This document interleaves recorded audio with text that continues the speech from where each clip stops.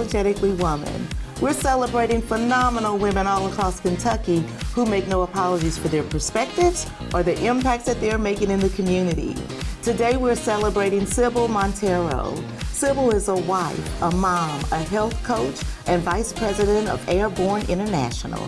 Unapologetically Woman, Sybil Montero, that's you. Congratulations. Thank you. I'm so happy to be here. Well, I'm glad to be with you today, too. Thank you. You have been married for a long time. Long time. A long time. Yes. So tell us about that. Tell us about your family. Well, my husband's actually from South America, and he came here to Indiana to go to college, and we met there. He swore that he was never going to have kids. Now we have 5 children. So ages 21 to 4 years old, 4 teenagers, a toddler. Woo, that's a big span. It's a lot. It's a lot. We live on a little farm here in central Kentucky, and the days are very full, I will tell you that. So with all of the kids that you have and living on the farm, how does all of that work together? Because I know that you homeschool your children. Yes, yes. Well, my children started just going to our local public school, which we loved, great teachers, but my daughter was not able to read. And I couldn't figure out what was going on. I thought it was maybe an issue of too many kids in the class or whatever. So I brought them home because I thought maybe I could help teach her to read at home. I'd already taught hundreds of kids to teach in my teaching profession. That's when we found the dyslexia and we really started digging in. Now she reads wonderfully. But it is a wild ride at my house at any given day because there's lots of activity, lots going on, lots of personalities, but we do have a lot of fun. And so do you guys work the farm? Do the kids help out? Well, I mean, that depends on the day, right? My husband does a lot on the farm, but yes, we all help. We all help, and so now there's 4 teenagers and a toddler, and I will say that living on a farm was at one time very romantic and very we thought it was going to be so beautiful and fun, and now we realize it's a lot of hard work. But there's a lot of lessons in it, and it's definitely taught my kids some excellent work ethic. And I wouldn't trade it, although I do fantasize about living in a townhouse sometimes, but I think that would be great too. And so with your children, you've fostered? Yes, yes. You know, we became foster parents back in 2000, and I believe it was 15 or 16. We've had quite a few placements in our home, and our intention really was never to adopt. Our household was full of kids. You guys have a lot of intentions, and yes, I swear we're not having kids. Yes, yes. Well, that was what my husband said. We're not having any kids. We end up with 4. We're not adopting, and here we are. We really, really just wanted to help bring families back together. I know in my family history, there were lots of times that if people had had a little bit of support, it really would have helped my family to not go through some trauma in this way or that way. So we thought, you know what? We've got a bed, we've got some space. Yes, life is crazy, but let's just be open to this. Let's follow that nudge, follow that tug. So we've had several placements of kids who now I call my nieces and nephews. Thank the Lord, we've been able to stay in contact with them. And then the last placement that we had, we picked her up from the NICU, and it was supposed to be for 3 months. And here we are 4.5 years later with my little tag along, the light of my life, and I any other way. That is so special that you get to choose. It is. It really is. And you know, when so my older children were all teenagers during this process, and it has been so beautiful to watch them step up and learn to sacrificially give and learn to step in when things get hard. And now I feel like she's like this little lamb with 4 lions standing behind her who are just don't even think about getting close to this one. So I don't know, I do want to encourage families that foster care is an awesome way to get involved in the community, and it is hard, and it is a roller coaster, and it is going to stretch you in ways that you honestly don't want to be stretched, because you have to get down and dirty with hard things. But man, It is such a support to biological parents. It is such a support to children. And it's a way to really affect our community, you know, helping families reunite. Sometimes that doesn't happen. So you help children get in safer situations, but it's a really beautiful process. Wow. So, and while you're doing all of this, you also have a big job. I have a big job. I'd love to tell you about that. You know, when I told you earlier that my daughter had dyslexia. The center that I wanted to send her to help her learn to read, because her teacher had trouble, I was having trouble. I was like, how can I help this kid read? It was $700 a month for 2 years. And I wasn't working at the time. I was like, how are we going to do this? Right. So I had gone to a nutrition event with Arbonne International, which is a network marketing company. And the lady who led the event, she's now one of my favorite people in the world. She mentors me in pretty much every area of my life. But I saw her leading this nutrition class. And I thought, I wonder if I could do something like that. And I came home and told my husband about it, and he was like, what?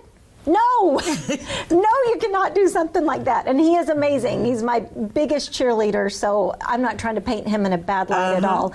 I'm just saying that it didn't seem like that was going to be a fit for me. I was very quiet, very reserved, felt super comfortable in front of first graders, but get me in front of people who were my own age. Ooh, I would just like reserved, yes. To slink backwards. But I kept feeling this tug.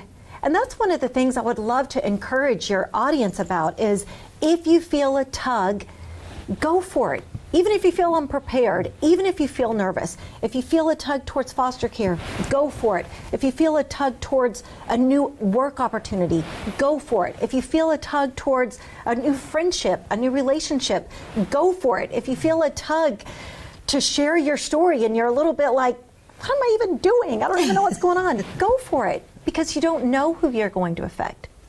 So we ended up starting our Arbonne business about 12 years ago. And what I thought was going to be helping me make $500 a month, I thought if I could just make a little bit, we could make up that difference by cutting Netflix and eating out less. If I could just make $500 a month.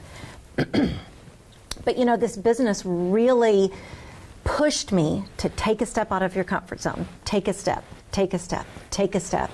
You know, in about 4 years in, we ended up making it to the top 1% of our company. Yay! It is awesome. And I'm not saying that to boast or to say I'm all that, but just to say what I thought was going to be just a little thing. The Lord just kept helping me to take a step, take a step, take a step. And I was a nervous wreck the whole time. I was scared. I cried a lot. I was like, I can't do this. But through that process, I've become a certified health coach. I've learned so much about nutrition. And now I just feel super passionate about helping women feel better physically, emotionally, spiritually, because when we as women can support each other and help each other and encourage each other, it affects the whole family. It affects our spouses, our partners, our children, our community. So I do think that's one of my main passions right now, is just helping people move the needle forward in their health position. What do you think some of the biggest challenges for women are that you see throughout your work? Oh, we're overloaded, right? I mean, we are stressed from the moment we wake up until 3 hours after we get our kids to bed. We're still trying to take care of the house, take care of the next day's plans, get their stuff put away, not live in chaos. And it's a lot. It's a lot on our shoulders. And so I feel like when women can learn nutrition principles, what is intermittent fasting and how does it work? Why does protein matter? Why do we need to stay away from excess sugar? How do you do these things while still living in the real world? I feel like when we can learn those principles, it really can fuel our body in a way that's going to help propel us forward while relieving some of that stress. And that's important because I'm like, did she just talk about my day, my whole day? Listen, it's my day too. You know, it's my day too. Yes. It is, because it's there's a lot. It's all of the things. Yes, it's you all know of the that things that women have to deal with, and not that men don't have a significant role in what they do, right. But it's definitely different for women. It is. It is different for women, and you know, I feel like women. We've got a full-time job. Many women have a full-time job, and then they've got a full-time household that they're trying to juggle both things. I feel like one of my favorite things about my business is that it's something that I do completely from home, completely on my own time. And I'm not saying that I don't work it very consistently and with a lot of focus and with a lot of discipline, but I feel so grateful for my industry because it's provided a way for me, a kindergarten teacher, to really grow something that, you know, we've got clients, I've got clients in Australia and Canada and Poland and the United Kingdom, and I didn't know any of those people before, but network marketing is a way for people to, I want you to visualize like a spider web, and you can grow that web as big and far as you want to. And so I've been able to grow a team of hundreds of women, and some of those women want to earn $300 or $400 a month, just like I did when I started. And so I've been able to pour into them and help them as I've been poured into by others who have gone before me. And some of those women need to make a significant income for whatever reason, and I've been able to help them do that too. So I love that my industry truly is supportive of women because it recognizes that our 8 to 5 or 9 to 5, whatever it is, it doesn't have to be the only way to really work a job. Wow, that's incredible. Yes. And you also have a story about a camel. Tell me about this camel story. Okay, I will tell you. This is really embarrassing, but anyone who knows my dad. Oh, man. Good. So I had gone to the Middle East with my family when I was in college, and my brother was studying there, and we were walking around with a tour guide. My father is from Syria, so he is Arabic. He looks like he would speak Arabic, and but he doesn't, or he passed away, but he didn't speak Arabic, and he taught me 3 or 4 words. I don't know very much, but we were with our tour guide, and this man came over and started talking, pointing to my dad, talking to the tour guide, and the guide started laughing and was telling him, no, kind of telling him, go away, no. And he looked at my dad later and patted him on the back as he was laughing. And he walked away, and we were like, what was that about? I don't know. Well, later, we were sitting down eating dinner, and my dad said, what was that all about? And he said, it was hilarious. He offered 10 camels if he could trade for your daughter in marriage. Oh, my and God. I was like, what? And my dad says... You were worth 10 camels? I guess I'm worth 10 camels. And my dad says, well, did you ask him how much 10 camels are worth? And I was like, Dad, no. And of course he was laughing. He wouldn't have traded me. But that is one memory that I thought was very... That is hilarious. And I still don't know how much 10 camels are worth, but I am very glad that my dad saw enough value in me to keep me by his side. To keep you right there. And speaking of value, yes. I want you to talk to the young girls and the young women that are watching today. What kind of advice would you give them? Oh, man. It's the same advice that I would give myself 21 years ago, you know, when I'm in my early 20s. I would say, don't be afraid to go for it. It's so tough for young women in this world, and we're thinking about, what do other people think about us? Or do I look right? Or do I fit in the right size? Or do I have the right speaking ability? And for years, I was so timid and was so nervous and was such a people pleaser and was trying to do everything to make sure everybody else was happy. And I still want other people to be happy, don't get me wrong, but I would tell them, don't be afraid to be you, unapologetically you. And it's okay to fail, because failure just gives you another opportunity to stand up and try again. Man, I say if you're never failing at anything, then you're not moving forward. You're just staying right where you are. It's the same thing that I would tell my daughters. You're strong. You're capable. You don't feel like it maybe, but you've got so much to give. And I would end by saying, other people are waiting on your yes. And it's not easy to say yes to things. It's not easy to say yes to foster care. It's not easy to say yes to adoption. It's not easy to say yes to a work opportunity. It's not easy to say yes to anything that pushes you out of your comfort zone. But if you just will follow the tug, say yes, take one step at a time, you literally can change the world, and it's worth it.